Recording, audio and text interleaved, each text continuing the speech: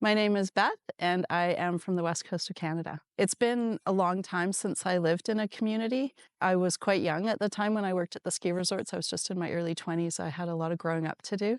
And it's interesting coming to something like this as a mature adult with a lot of life experience. So I'm coming at it from a very different perspective and a much more mature perspective. So it's been very, very enlightening and interesting and quite fulfilling. So a typical day in the life at La Vita Suca would be sleeping in a little bit, going down, making some coffee, having some chit chat with the local residents here. And I have volunteered quite often to feed the chickens. Liz has 5 hens, and so I'll go feed them the kitchen scraps and then check their food and water. And then I'll come down and maybe help with either lunch or dinner. We have quite a few communal meals here, and I'll work on some of my own work. I do some graphic design, web design, and video work as a digital nomad. As a digital nomad, the setup is really great. There are lots of options for work. I have a desk in my room, so if I want some quiet time to be able to concentrate, I can do work in my room.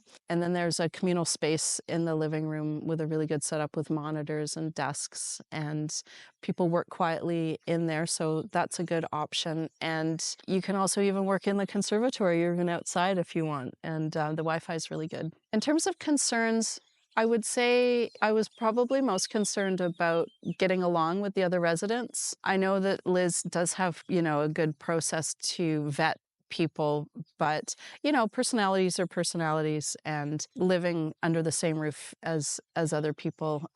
But in general, it's worked out really, really great. The thing that drew me to La Vita Suca was, number one, Italy. And number two, the permaculture aspect of it. My partner has some property in Canada, which he would like to develop. And so we were very, very interested to see what others were doing around permaculture and community living. And I saw a post on Facebook that really, really resonated with me. Liz felt like a kindred spirit, and she has turned out to be absolutely one.